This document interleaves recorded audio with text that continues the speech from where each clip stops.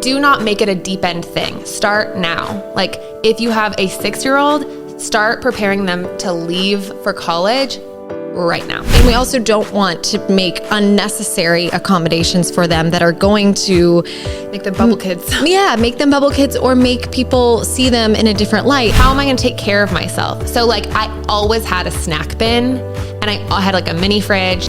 Welcome back to EpiPod. Danielle's had anaphylactic food allergies her entire life. And Sarah is a food allergy mom to 2 kiddos. Managing this invisible health condition can feel so isolating. Do you also feel like you have a degree in overthinking? If you're nodding your head like me, then you're in good company. Let's get you off that allergy island right now with people who get it. Ready to dive in? Hey, Sarah. Hey, Danielle. Today we're talking about all things college, getting ready for college, going away to college. These are things I can't even think about yet. I mean, my boys are 6 and 4, but when it has crossed my mind, I have asked you before, like, what am I going to do when they're not under my control? Like, even in high school, yes, they have independence and whatnot, but like, they're still under my roof. And you're still the one doing the grocery shopping. You're still the one, you know, helping them advocate with teachers, reminding them about EpiPens. Like they go to college, they're grown, they're an adult, like they're on their own. And I just cannot fathom that as an allergy mom. Okay, I'm just gonna like let my theater freak flag fly, but you know that part in Wicked, hopefully you've listened to Wicked. Come on, guys. Okay, but that part in Wicked where Glinda's parents are like crying and she's like, okay, bye-bye. Yeah. That was me going away to college. Yeah. I went to USC in downtown Los Angeles and it was Compton for sure. Like you're like right off of Skid Row. Ooh. But USC itself felt like so safe, this magical bubble. It was the best 4 years of my life. Like it was adult Disneyland. And by adult, I mean 18, which frontal lobe not developed. Not yet. Not adult whatsoever. No. At 33, I'm still like, am I an adult? I can't even imagine like the things I did in college, like my freshman year, doing that now. Are you kidding? First of all, I wouldn't survive. I would die. Second of all, like, did I not think I had anything to lose at all with the choices I made? Come on, Sarah. I've always been like somebody who follows rules to a T. Like I don't jaywalk. Didn't then, don't now. However, I definitely was a more, what's the word? Precarious version of myself. Yeah. I would always call my dad. Gosh, I hope my parents aren't listening. But if they, sorry, Dad, I'm outing you. I would call my dad and like tell him what I was going to do that night. So like somebody would know. And my dad is like, he's in his 80s now, and he still is a wild child. Like he was the wild one. And my mom was like the capital M mom, like safety monitor. And so all growing up, like he taught me to drive when I was like 11. Oh my goodness. And he would be like, all right, you drive back to the house by yourself. I'll drive the other car. Like, don't tell mom. And so when I got to college, I'd be like, hey Dad, I'm going to Hollywood at this like, you know, sorority mixer. I'm going to be drinking tonight. And he was like, all right, well, have fun. Don't do anything stupid. And, if you do mess up, we're both going to be in trouble. So call me in the morning. Oh my and like gosh. that, I was always fine. But maybe it's because he had so much confidence in you that you felt like this pull to not make the giant big mistake. Totally. You know, whether it be like, the drinking stuff or allergy stuff. I mean, yeah. I would just also like to say I never blacked out in college, but you can't as an allergy person. Like that's extremely dangerous. Oh yeah. But like I still to this date have never tossed my cookies from alcohol. Like I've always been like a very responsible person. Me too. But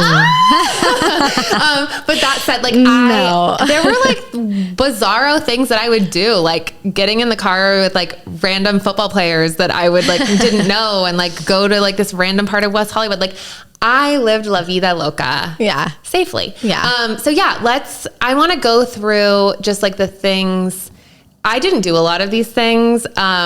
But I know from food allergy adults that I'm friends with now, they did. And I'm like, oh, I didn't even know that was an option. Yeah. And it totally is. Some of the things I just didn't have that high level of anxiety. And so I didn't feel the need to. Right. Things like I wouldn't worry that much if somebody was eating peanut M&Ms in my lecture hall, but I know that was an issue for some people. Or like going through Rush, there are snacks that the sororities serve. And like any sort of social situation. And I know one of the girls who went through Rush after me approached it differently than I did. I was just like, whatever. And she, like, I remember the talk that the sororities received about this person going through rush. And my friends were like, don't you have the same allergy? And I was like, I was fine. I was fine. Yeah.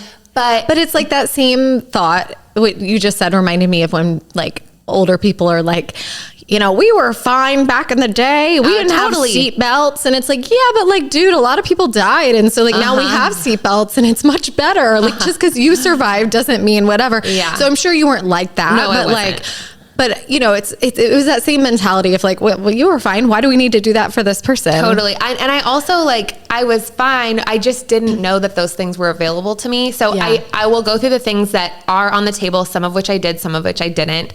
But before that, I really credit my parents and the way that I was raised with going away to college as an allergy person, and just like my relationship to alcohol, my relationship to like being aware of my own personal safety as like a girl in a big city for the first time in a bad neighborhood that like I'm such a sheltered person. So I really credit my parents. Thank God. I mean, I really lucked out not carrying an EpiPen my whole life until I found out the hard way, which we've talked about at length before. But the way that I was raised did benefit me to go away and it didn't ruin my life if on the way to somebody pulled out an apple and peanut butter. It was uncomfortable. I had a little bit of like, ugh. And I may speak up for myself and be like, hey, can you wait till we get out of the car to eat that? I'm actually like super allergic. Mm-hmm. But it was like I would address it and move on. I had a really good understanding of what was safe and what was not going to be safe. And I, at the time, didn't know it was life-threatening, but I did know it would be a big issue, and I did know it was scary. So I didn't want to have an issue. I didn't want to have to take a Benadryl. I didn't want to have to call my mom freaking out. So I had very good, clear lines because of the way my parents had allergens in the house. Like my parents ate trail mix and like had trail mix in our house. So it didn't freak me out when in the lecture hall, there was somebody eating peanut M&Ms, or my roommate, had something at the dining hall and then like came back. Current me, I am like super overthinking. Like, did they wash their hands? Like what if a little bit of like spit like gets on my skin? Like they as humans do sometimes, like when you talk. Like I am a different person now than I was in college, and I'm trying to make it back to closer, a safer version of who I was in college. Mm-hmm. So all to say, well, no matter what your rules for your household are, whether you're a parent with a 501 plan and 504, yeah. 501c3 is no problem. Yeah. Whether you're a parent with a 504 for your whole child's life, your kid is super educated on EpiPens, you have always had conversations with their teachers, all the way on the other side of the spectrum where I was, like, going away to school with your kid feeling super confident in what their boundaries are, what they feel safe with, and how to have those conversations themselves. And how to advocate. It sounds like you were made, in our previous conversations, and even what you alluded to just now, that your parents really put the onus on you to take care of and advocate for yourself far before you left for college. It was always my responsibility. I remember in elementary school, I remember going away to summer camp as a third grader, and like I'm having the conversation with the camp counselor, and not because my mom is there on like drop off day being like, okay, like her name's Sally, go have a conversation with her. So truly, like going away to college was not this deep end, sink or swim, extreme thing for me. We had spent my entire childhood learning, whether it was like summer camps, sleepovers, in the school. So like for you, when you're like, I can't even imagine that they're not going to be under my roof. Like, yes, but you're already doing things that are working your kids up to not being under your roof and knowing how to take care of themselves. Like they are reading labels in the grocery store. They are having agency over what they're having for dinner and like what is safe and isn't safe at a birthday party. They are like hearing you and seeing you practice with the EpiPen yourself. Like it really, if you're a parent listening and you have, when they're little, of course you have to take 100% of the responsibility. But if you're a parent and you're listening and you have like a fifth grader and like they have never been a part of the conversation to advocate, or they currently don't have any responsibility start that now. Now's the time. Yes, because for me, it was not a stressful thing to go away. I felt 100% in being able to have whatever conversation I needed to have, whether it was with the school, a teacher, a roommate, somebody in the lecture hall, didn't matter. Like, it was never a question of like, oh my God, my mom's not going to be here to, you know, like when my mom got involved at that point, it was me calling her being like, hey, like my throat's a little itchy. I'm getting kind of worried. And then she'd be like, okay, like I'll sit on the phone with you. Like, have you taken a Benadryl? At the time it was Benadryl, now it's Zyrtec. Yeah. Like, are you with a friend? Like, could you guys go to the health center? Like, she would be there for me from afar. Yeah. But do not make it a deep end thing. Start now. Like, if you have a 6-year-old, start preparing them to leave for college right now, which you already do an amazing job of. Oh, it does feel like a lot of pressure. And I think, you know, there's probably some parents out there right now, myself a little bit included, thinking like, yeah, but like, I don't have a Danielle. My boys are boys, number one. And I'm not trying to generalize, but also like, speaking of frontal lobe, like we did in the beginning part of the episode, like boys take a little bit longer to form theirs than even girls. I totally understand. So between that and just, personality types, all of those things, not that I wouldn't trust them and not that I'm not doing everything in my power right now to make sure that they're going to be okay. Yeah. But it still feels a little more nerve-wracking than I can imagine your mom being like, hey, never crosswalk, you know, jaywalk, Danielle, see you later, you know, like it feels a little bit different. But I mean, okay, so talk me through some of the things though that you did despite, like on your own, like maybe it wasn't your mom setting you up and saying, hey, make sure you do this, or talking to the counselor in the dorm room, whatever. Like, what are some of the things that you did kind of draw a line on, even if you weren't super anxious going to college, which by the way is a great thing. Like, I hope my kids aren't super anxious either. Yeah.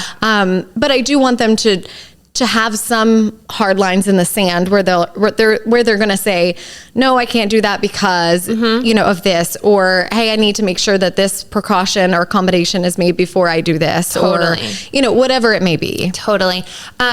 This like, and I think this is like a really healthy way now that I'm like my past self, like 20-year-old me is current me's goal. Like I really look up to her, and so much of the decisions or my anxieties now, I'm like, okay, like you're worried about this. Like on the outside, I'm cool as a cucumber and I'm funny and cute. And on the inside, I am having a full Chinese fire drill. So like, I find myself more and more now being like, okay, what would 20-year-old you do? Because she wasn't scared. She wasn't living out of fear. Like she was really competent. She took amazing care of herself in a safe way.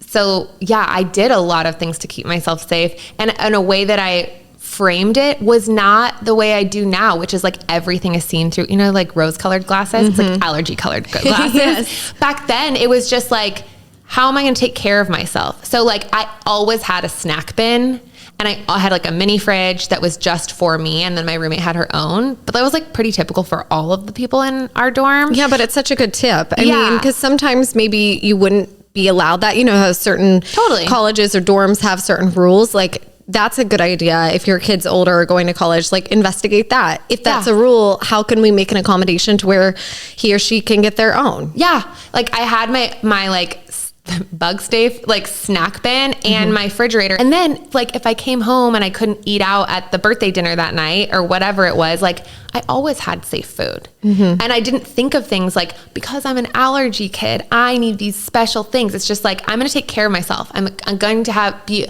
coming from a place of abundance. Always. Yeah. So that I always had that, and I would like always be take a tote bag to the cafeteria and like steal like all the fruit and like fill up on the cereal and things. You're paying for it, trust me. You are so paying for it. Yeah. Like I obviously have had a conversation with every roommate I've ever had. Yeah. Just like telling them like, this is the situation, and here are like here's what I need you to do. Like you cannot just like raw dog go in. Is that allowed to say? You can't raw dog go into my snacks like with your hands, because I don't know what you've touched before. Like we cannot share snacks. Raw dog, go into my snacks with your hands. Just that like clipped out. I'm like blushing. It's so bad. The funny thing is, like, I am such like an innocent little like Muppet that like I don't even know when to say an innuendo. Oh man, it could go many of ways. Keep going. Keep going. Okay. See, this is like college Sarah coming out on the college episode. Gosh. Just like dancing on tables, talking about inappropriate things. I still dance on tables. Like I still love an elevated surface. Love it. Even if it's French and nobody else is. Just kidding. Who cares? But not. Yeah, but like I always had the conversation as you have to with roomies, and just like giving them super clear, like, are you comfortable with this? Like, hey, I have a super severe allergy. Like, you're going to have to do some things to make sure I stay safe. It's very severe. It's life-threatening. At the time, I wouldn't say it was life-threatening because I didn't know. But just like starting off the conversation with, are you cool with that? Mm-hmm. If not, like, we can get reassigned. And I never said it like that intensely, but I was like, are you good with that? Like, are you open to that? Oh yeah, sure. Like, and then that's the part where they're like, I actually, like, 2 kids in my class were, or my little sister, or I actually am celiac. Like, they would usually relate back. Yeah. And then just like giving them like, here are the 4 things. And when you don't have a kitchen, like most of these dorm rooms, it should be illegal for 1 person to live in that small of a space, much less 2. I know, right? But just being like, no, whatever it is for you, like no peanut butter in the room, like eat it outside and just wash your hands beforehand. Right. For me, I didn't even have those rules. I was just like, you can have peanut butter in the room, but like wash your hands before you use it. Like, please don't even touch my food. If you have a question, ask me. Like, obviously don't use my toothbrush or my makeup, like things like that. Yeah. And obviously everyone's different, right? Like some people, I remember before treatment, Graham, I mean, he would react on contact. Totally. So like eating a peanut butter and J next to him, peanut butter and jelly. Yeah. Could have, anyway. That would be a problem. I would react too. I just was used to it because my parents would eat trail mix in front of me. And so I was just like, I'm used to knowing that I'm probably going to need Benadryl cream at some point in the week. Yeah. You know? Yeah. See, and as a mom now, again, things are different. Totally. But like as a mom now, I would say that's enough to advocate for yourself to say, no, I don't want that. I mean, it's an individual decision. It is. But like, I would encourage him to be like, take care of yourself to a point where you're not like sacrificing your body's comfortability for the sake of being like, I'm so cool. I don't need to worry about telling someone about their peanut in the room. Funny is I genuinely didn't think of it that way. Yeah. I wasn't trying to play it cool. I wasn't trying to be a people pleaser. You just thought it was the way of life. It was just normal. Yeah. And I didn't feel scared. I didn't feel endangered. It was normal. Now, and I totally, what you just said is pure gold. I do that now. And when I go home to visit my family, hey, coming home, please take all of the trail mix, put it in Ziploc bags, get it in the garage, wipe down the surfaces, almonds only. Thanks. Like because that does affect me now. Yeah. If I get a welt on my wrist, I'm full body fight or flight, like freaking out. Yeah. Wondering, did I eat something or did I touch something? Like it is different now. So I advocate for myself different, and my family doesn't act like that anymore. But at the time, like, yeah. So anyways, I personally never had a problem with a roommate. Ever. Everybody was super respectful. Everybody looked at it as if it was like the way that you make sure your roommate is in bed safe at the end of the night. Sure. Or you're like, hey, I'm going to bed. Like, are you still good? Like, share your location. It was just one of the like 30 checklists that us as girls had for each other. And that's great. It never felt like, again, like I'm the allergy kid who's going to be a damper on this person's college experience. It was just like, all right, I'm going to tell the RA on you if you're like going to puke more than 4 times because I'm worried you have alcohol poisoning. That was my experience for taking care of others, not on my end. But like, it honestly was like one of the more small things on the checklist. So it didn't feel crazy. This is something I didn't do, but you absolutely can. Contacting the disabilities department of the college campus and telling them like, here's what I'm worried about. Like work with me as a incoming freshman of like what cafeteria is going to be safe for me. Like I'm on this meal plan, but is that going to be, enough? Like, are there on-campus restaurants that I can use the like dining dollars that maybe will be safe when there's like an Asian dish that night, or just like working with the office to figure out what accommodations can be made for you. I have had some really cool conversations with other food allergy people. And even I was reading on Alyssa, who we had as a guest, her older brother also has severe food allergies, and his university had a top allergen friendly like dining hall. Like it had none of the top allergens. That's incredible. Spoken has yes, we got a link to them. They have a whole like college database. Yes, they have a whole section where if this is like if you're a Danielle now, except as an 18-year-old, like I probably would look for colleges with that as one of my filters. Yeah. Or just like, you had nut allergies, but there are some people who have like a long list of allergies and it's not so simple. Right. I mean, not that yours was simple. Don't get me wrong. I know it was not, but like they're managing wheat, egg, dairy, and nuts. Correct. Yeah. Like it's a little less hard. It's a little harder to navigate normal situations. And so I think for those people in particular, I mean, your experience is going to be different from theirs, and having that option, having a university that is like so aware, oh my gosh, it would make a parent feel so much more comfortable. Totally. Yeah. Totally. And I feel like the world's a different place. Like they're going to be super open to that. Yeah. In terms of like labels, now it's time to hear from one of our sponsors, Larissa's Kitchen. Get 20% off the only certified top 9 allergen-free meat snack at larissaskitchen.com. That's LORISSAS kitchen.com. Use promo code EpiPod. Not only are they certified top 9 allergen-free by Menu Trinfo, they use 100% grass-fed and finished beef or free-range poultry, and they're zero sugar. Larissa is an allergy mom that knows the struggles firsthand and founded Larissa's Kitchen to enable everyone to snack fearlessly. Use promo code EpiPod to get 20% off your first order at larissaskitchen.com.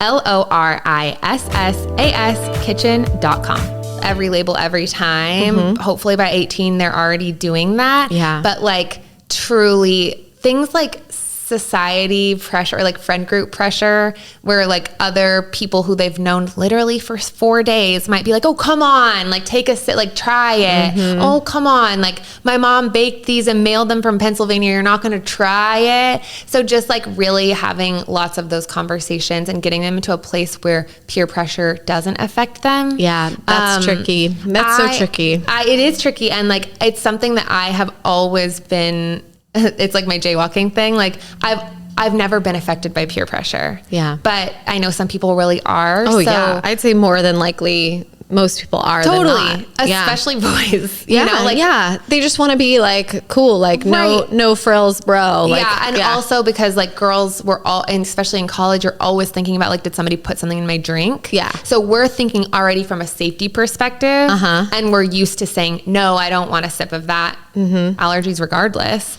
Boys, maybe not as much. Right. Yeah. And it's like the bro culture versus like girls who are always like on a diet, on an antibiotic, on a this, on a like, ew, I don't like orange, like whatever. Right. But yeah, so just like with labels and with like what rules that you have raised your kids with, but in the like societal frat, sorority, peer pressure, whatever group they're a part of, pressure, conversations, like figuring out something. We've talked about this before, but like, even if it's not the conversation with you, but maybe like a food allergy person who's like a couple years older, who's like a junior already in a frat, like having conversations with them. Like, how did you navigate that? Yeah. And then like in the back of their head, sort of like when you take driver's ed, in the back of their head, when they're getting peer pressure, be like, oh, but like Jordan's cool. And like, he didn't, so I'm not going to. Yeah.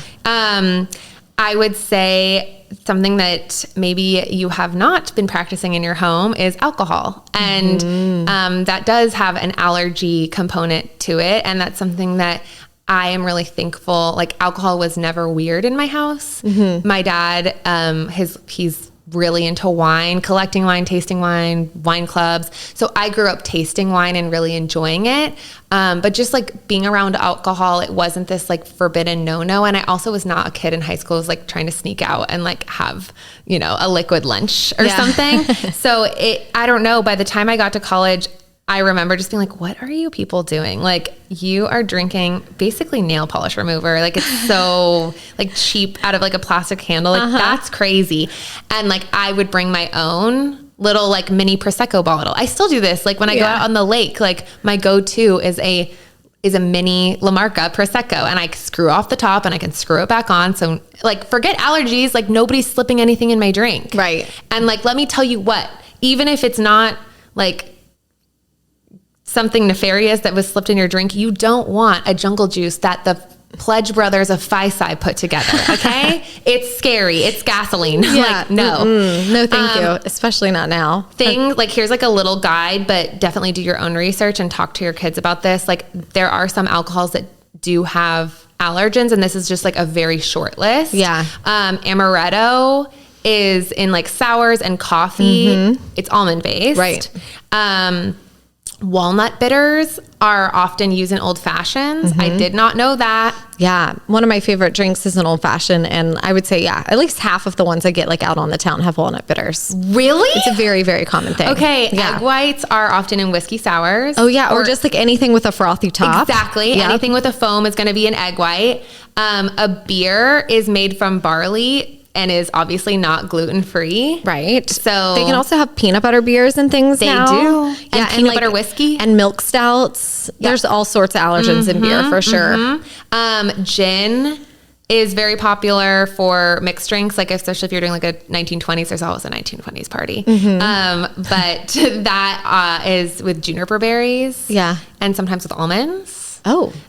So yeah, just like really educate your kid if alcohol is something that like isn't common in your house, educating them. Yeah. Like, it doesn't look like a peanut butter sandwich, but that whiskey actually is peanut butter whiskey. Right. And like, it kind of reminds me of the conversation about like abstinence or like, you know, telling your kid to maybe like have a condom on them as they're older. Like, I know that's kind of feels taboo and weird. Like, well, kids shouldn't be having sex. Kids shouldn't be drinking underage. But like, let's be honest with ourselves, right? Totally. Like, I'm not telling you to tell your 6-year-old about alcohol and condoms, but like when they're of a certain age, we have to have them be prepared for these things rather than not.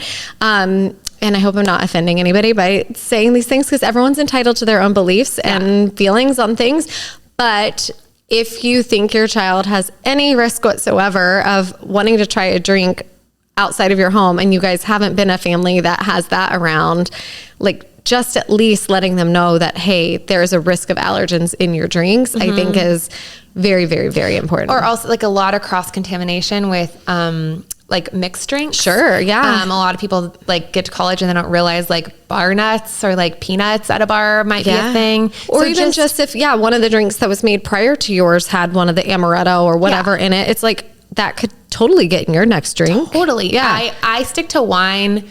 One, it's just like, it just goes straight into the wine glass. But two, I just grew up drinking that, so I like it. Like, I was sipping on wine when I was like in elementary school. Like, maybe not even sipping it. Like, it's not very like given to me at dinner. Like a taste. Like a lick. My dad's party trick, when I was like little, I'm talking like before even first grade, he would like swirl the drink and like be like, okay, Danielle, like, what do you smell? And so I learned to like smell what was in wine. Like, oh, notes of tennis ball. I wouldn't say that, but like, oh, it smells like raspberries. And you'd be like, yeah. And like, maybe you smell like leather. Like, he would like taught me from a very young age. Yeah. So truly, I mean, everybody's entitled to their own thing. But one of the best things my dad and my mom, but especially my dad, ever did for me as a father is like ruin my palate in a good way. Yeah. Like, I went to college being like, that's disgusting. Right. Like, I'll have a sparkling water. Do you have a Pellegrino? And they're like, it's a Darty.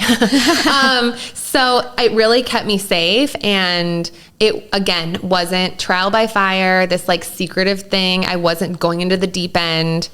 And I knew like I could talk to my parents about it. And it wasn't this like crazy thing. Like, it just wasn't. I knew exactly what amaretto was. Yeah. You know?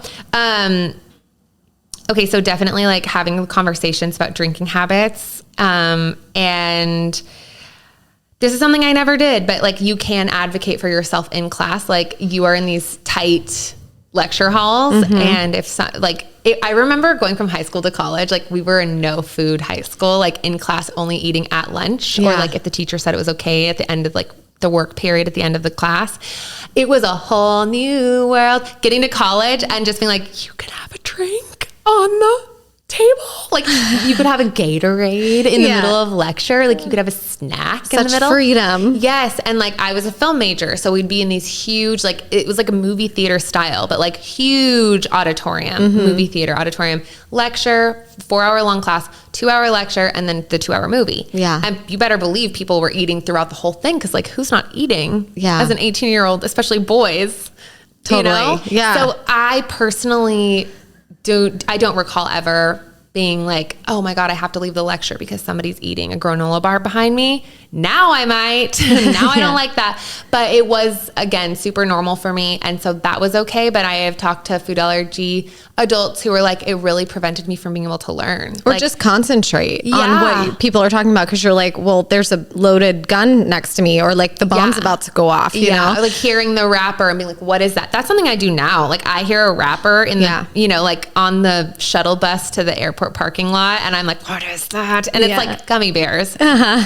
It better not be Planters peanuts. So, but I can understand how, I mean, that would be really distracting for me now. Then it wasn't. And I could have easily had a conversation with the professor. Like, oh my gosh, here's just like, forget allergies.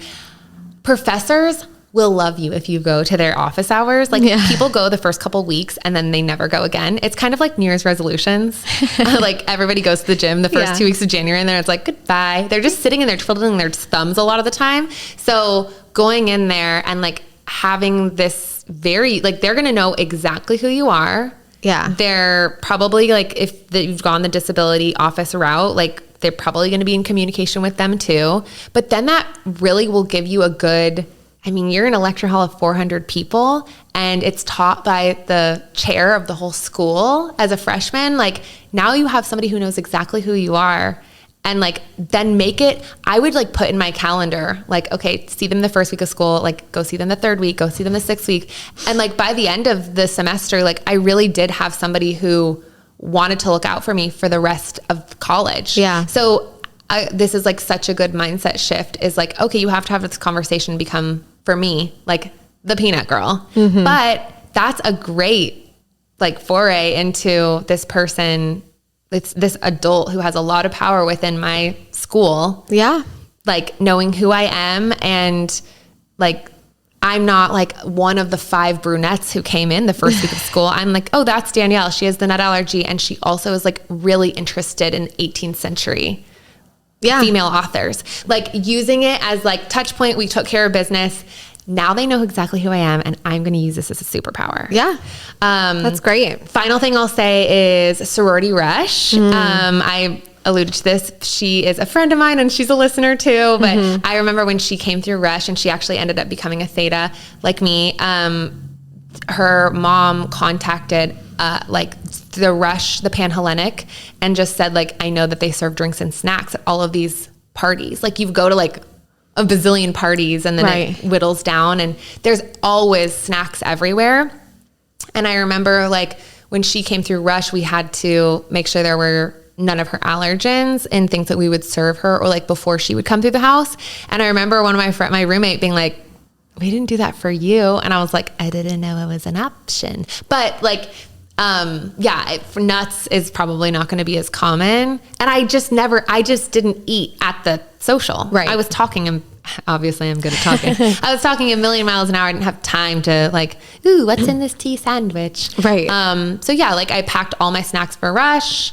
I washed my hands after touching somebody if I felt like I was getting itchy, and it just like wasn't a big deal. But like even in that sort of scenario where you're having thousands of girls and it's like straight out of a movie, there were accommodations made and she was safe and she had the time of her life and like joined the same sorority I did. And it's now, possible. Yeah. And now we're still connected. Like, she texts me when she's doing an oral food challenge and like she has such a cool job. It's just so fun being connected in that like funny little way all these years later. Yeah. But yeah, I know of people who didn't have an amazing experience with their college, didn't have an amazing experience with their roommate. And some people moved colleges.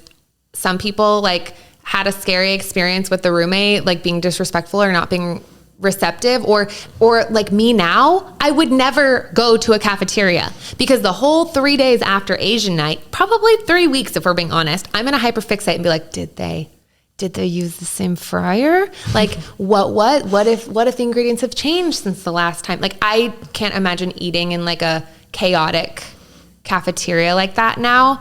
I probably would have asked as a freshman, you can only live in like the dorm housing. I'd be like, okay, well, you need to accommodate for me to have one of the sophomore apartments on campus where I can have a kitchen and make food for myself. Yeah. And like, you can make it happen. You can. Yeah. College does not have to be anything, any less sparkly, colorful, magical. Just like, it was the best 4 years of my life. I never had one incident. Yeah. I kissed a lot of boys. And by boys, I mean frogs. I kissed a lot of boys. I went to a lot of parties. I ate at a lot of cafeterias. I tried all new restaurants. I was states and states away from my parents and in a place I literally did not know one soul. So it's all doable. And if you start now, it doesn't have to be this like crazy change. Yeah. I think all of that was super helpful. And the things for me that I think are going to stick with me the most is, you know, making sure that my kid, yes, like starting now, we're already doing it, but like even more so making sure that they are able to advocate for themselves and feel kind of increase their confidence in that as they get older and older and before they go away. And then also continually at the same time trying to reduce their anxiety. Because I think while we should advocate and we should do what we need to do to get the accommodations for ourselves in a public setting, you know, we also have to understand that the world is not going to revolve around our allergy kids. And so, you know, we also don't want to make unnecessary accommodations for them that are going to make them bubble kids. Yeah, make them bubble kids or make people see them in a different light. And again, that's just the world, right? Like you hate that would ever be the case. But at the same time, you know, again, we've talked about it in the past. If Graham is able to go to the supermarket or able to go to a birthday party or able to go to school right now as a kid and he's not coming home every day in an ambulance or we're rushing to the ER all the time. Like if he's able to make it work, then he should be able to make it work at college too. And now again, everybody is different, right? There are different levels of like reactivity. There are different levels of, you know, a number of allergens you have, things like that. Everybody is very, very different.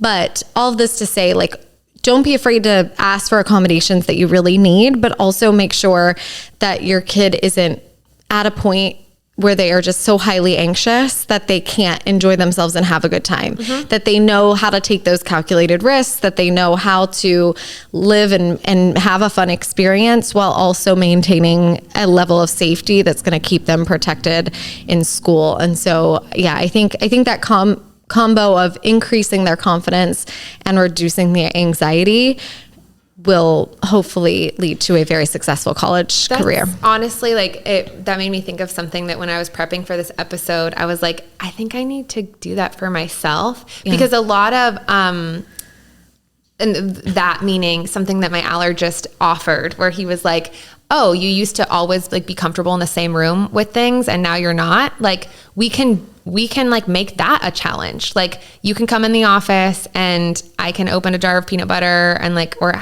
eat a peanut butter snack in the room while I like do your consultation and you're in a safe place and we can see like, this is for me specifically, not medical advice for anybody else. For me specifically, he was like, I'm not concerned with somebody eating peanut M&Ms next to you. Yeah. I'm not. Or even really touching you probably. Yeah. I mean, I may get a hive, but like, I'm not for anaphylaxis. It is not yes. And so I was like, I used to be okay with that and now I'm not. And he was like, well, we can test it out and we can like get back there. So like whether it's like you need to do that in a doctor's office with your doctor's blessing maybe, or maybe it's like with your family after you've talked to your provider, but that's something that because I didn't grow up in today's allergy culture, I wasn't a bubble kid and it wasn't a big deal, but I can see how somebody who grew up at an allergy table, never ate lunch in the general cafeteria, somebody who never went away to summer camp, somebody whose family didn't fly because they were worried about the air, like all of those things were normal for me and now they're less normal. And I'm like,